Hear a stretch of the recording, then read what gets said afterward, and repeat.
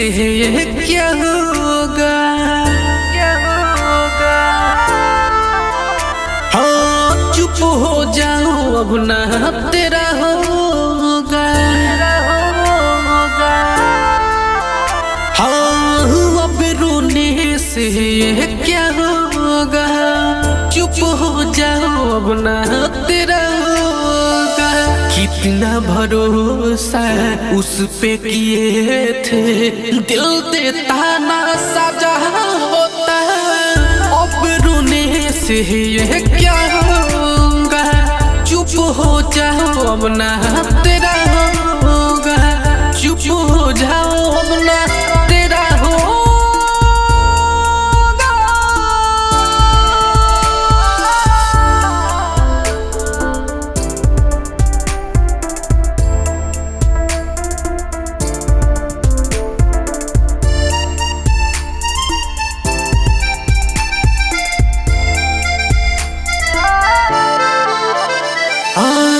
कसम खा क्यों ना मेरा हो पाए, मासूम चेहरा में थी हट जाए, अपना उसको समझ बैठे थे, वो तो थी एक लड़की पराई।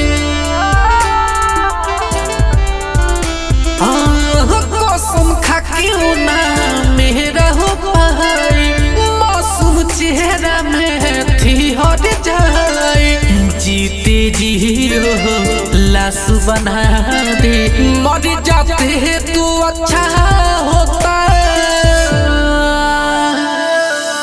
अब रोने से क्या होगा, चुप हो जाओ अब ना तेरा होगा, चुप हो जाओ अब ना तेरा होगा।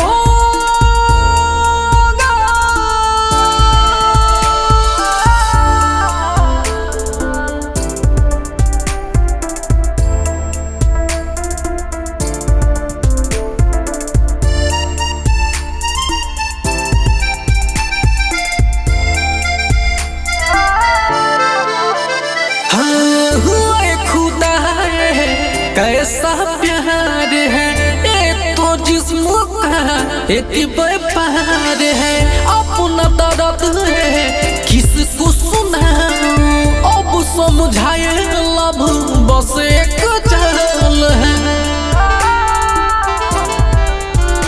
हाँ खुदा है कैसा प्यार है ये तो जिस्म का एक व्यापार है, रंजन सोनी राजा समझ भी न पाया, दिल देता ना दगा होता,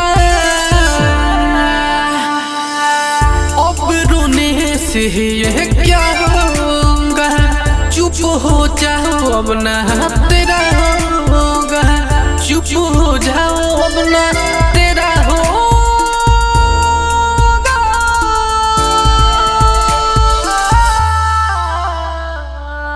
माँ जानकी रिकॉर्डिंग स्टूडियो मोतिहारी।